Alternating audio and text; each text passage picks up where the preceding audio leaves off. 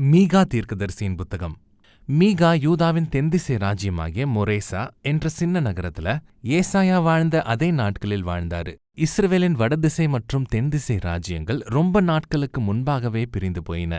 இவை இரண்டும் இஸ்ரவேலின் தேவனோடு செய்த அவர்களுடைய உடன்படிக்கையை மீறிக்கொண்டே இருந்தாங்க. அதனால தேவன் பெரிய மோசமான அசீரியா பேரரசை கொண்டு வந்து வடதிசை ராஜ்யத்தை நீக்கி போடுவதோடு எருசலேமை அழிக்கப் போறாருன்னு மீகா மூலமா எச்சரிக்கிறாரு. அதோடு அவர் அவைகளுக்கு பின்பு பாபிலோன் இன்னும் மிகப்பெரிய அழிவை கொண்டு வரும்னு அவர் எச்சரிக்கிறாரு. எல்லா தீர்க்கதரிசிகளை போலவே மீகா இஸ்ரவேலை குற்றம் சாட்டுவதாக தேவன் சார்பா பேசுறாரு. அல்லது 3ஆம் அதிகாரத்துல அவர் சொன்னது போல, நான் பெலத்தினாலும் தேவ ஆவியினாலும் நீதி மற்றும் வல்லமையினாலும் நிரப்பப்பட்டிருக்கிறேன், இஸ்ரவேலர் எப்படி முரட்டாட்டம் பண்ணினார்கள் என்பதை அறிவிப்பதற்காக. ஆகவே இந்த புத்தகத்தின் பெரும்பாலானவை மீகாவின் குற்றச்சாட்டுகள் மற்றும் இஸ்ரவேல் மீதான தேவனுடைய நியாயத்தீர்ப்பின் எச்சரிப்புகளை விவரிக்கிறது.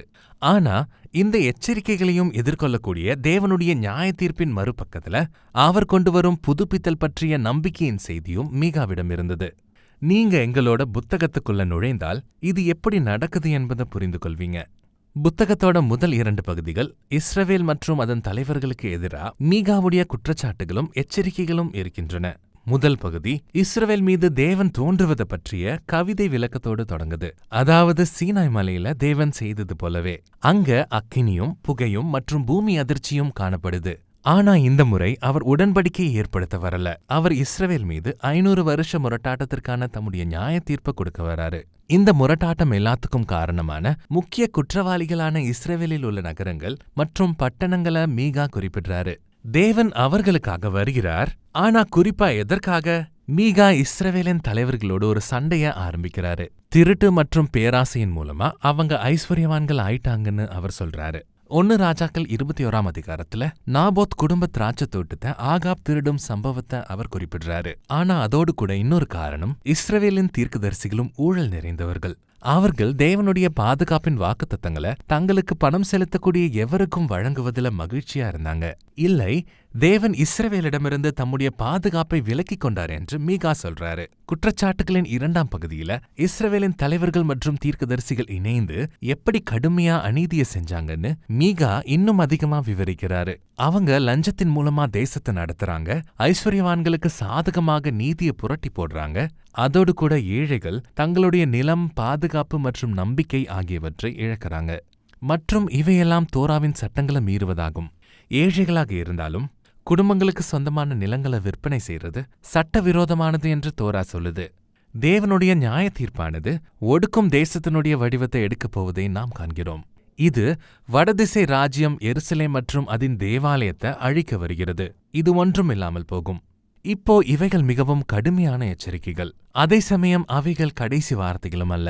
இந்த எச்சரிக்கை பகுதிகள் ஒவ்வொன்றும் நம்பிக்கையின் வியக்கத்தக்க வாக்குத்தத்தங்களோடு முடிகின்றன. அதனால தேவன் தம்முடைய ஆடுகளை மீட்டு மறுபடியும் சேர்க்கப் போகிற மேற்பனை போன்றவர் என்பதை பற்றிய கவிதை முதலாவது காணப்படுகிறது. இந்த ஆடுகள்தான் அவருடைய ஜனங்களில் மீதமுள்ளவர்கள். மற்றும் அவர் அவர்களையெல்லாம் திரும்ப நல்ல மேய்ச்சலுக்கு அழைத்து வந்து மறுபடியும் அவர்களுக்கு ராஜாவாக போகிறார். பாழாக்கப்பட்ட எருசலேம் ஆலயத்தை குறிப்பிடுவதோடு 2வது எச்சரிக்கை பகுதி முடியுது. அதோட இது நிரந்தரமா இருக்காதுன்னு மீகா சொல்றாரு. ஒரு நாள் தேவன் அவருடைய ஆலயத்தை உயர்த்தப் போகிறார்.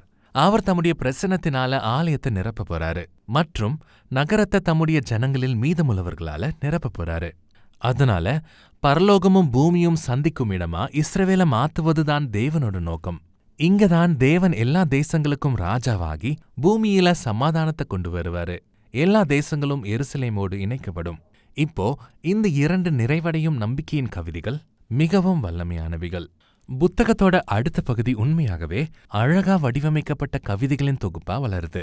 இவைகள் முழுக்க முழுக்க இஸ்ரவேல் மற்றும் தேசங்களோட எதிர்கால நம்பிக்கையை பற்றியது. அசீரியா தாக்குதலுக்கு அப்புறம் இஸ்ரவேல் முறியடிக்கப்பட்டு பாபிலோனில் அடிமைகளாக்கப்படுவாங்க என்பதை நாம் அறிந்து கொள்கிறோம். ஆனா அங்கிருந்து தேவன் அவருடைய ஜனங்களை மீட்டெடுத்து அவங்களுடைய தேசத்திற்கு திரும்ப கொண்டு வருவாரு. அப்புறமா புதிய எருசலேமில் தாவீதோட வம்சத்திலிருந்து ஒரு புதிய மேசியாவாகிய ராஜா வருவாரு என்பதையும் நாம் காண்கிறோம். அவர் பெத்லகேம்ல பிறந்து பின்பு எருசலேம்ல தேவனுடைய மீட்கப்பட்ட ஜனங்கள ஆளுவாரு.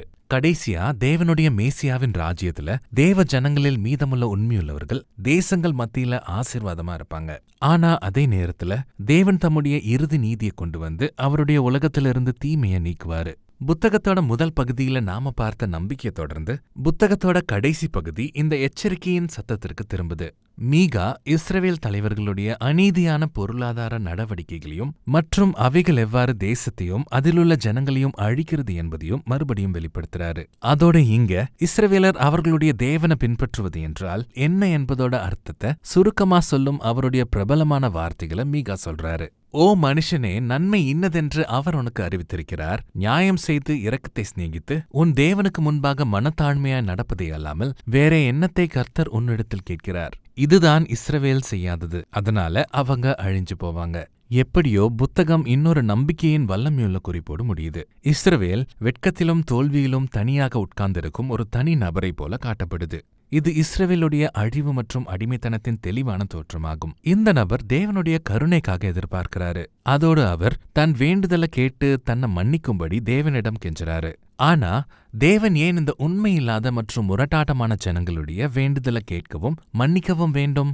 நல்லது. இந்த கவிஞன் 2 காரணங்களை காண்பிக்கிறாரு. முதலாவது தேவனுடைய குணாதிசயம் என்று அவர் சொல்றாரு. அக்கிரமத்தை பொறுத்து மீறுதலை மன்னிக்கிற தேவரீருக்கு ஒப்பான தேவன் யார்?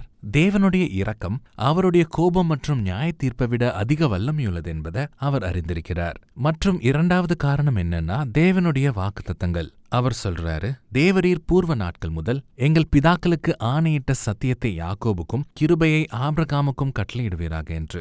இப்போ இவைகள்தான் இந்த புத்தகத்துடைய கடைசி வார்த்தைகள். இவைகள் ஆதியாகம புத்தகத்தில் ஆபிரகாமிடத்திலும் அவருடைய குடும்பத்திடமுமான தேவனுடைய உடன்படிக்கை வாக்குத்தத்தங்களை மேற்கோள் காட்டுகிறது. அது என்னவென்றால் எல்லா தேசங்களும் ஆபிரகாமுடைய குடும்பத்தின் மூலமா தேவனுடைய ஆசீர்வாதத்தை காண்பார்கள் என்பதே. ஆனா தேசங்களுக்கு ஆசீர்வாதமா மாற இஸ்ரவேல் முதலாவது அவர்களுடைய தேவனுக்கு உண்மையா இருக்கணும். அதனால மீகா புத்தகத்துல நியாய தீர்ப்புக்கும் நம்பிக்கைக்கும் இடையே முன்னும் பின்னுமா காரியங்களை விவரிக்கிறது. தேவன் இஸ்ரவேல் மூலமா தேசங்களை ஆசீர்வதிக்க போறாரு என்றால் அவருடைய ஜனங்கள் மத்தியிலுள்ள தீமையை எதிர்த்து நியாயம் செய்ய வேண்டும். ஆனா அவருடைய நியாய தீர்ப்புகள் நம்பிக்கைக்கு நேராக நடத்தி செல்லும். ஏன்னா தேவனுடைய உடன்படிக்கை அன்பும் வாக்குத்தத்தங்களும் மனிதனுடைய தீமையை விட அதிக வல்லமையுள்ளவை. அவருடைய பிரதான நோக்கம் நம்மை அழிப்பது அல்ல, ஆனா ரட்சிப்பதும் விடுவிப்பதுமே. அல்லது புத்தகத்தோட கடைசி வரிகள் சொல்வது போல தேவன் உடன்படிக்கை அன்பில் மகிழ்ச்சி அடைகிறாரு. எனவே அவர் மறுபடியும் இரக்கம் காண்பிப்பார். அவர் நம்முடைய அக்கிரமங்களை அடக்கி அவர் நம்முடைய பாவங்களையெல்லாம் சமுத்திரத்தின் ஆழங்களில் போட்டு விடுவார். இதை பற்றியதுதான் இந்த மீகாவின் புத்தகம்.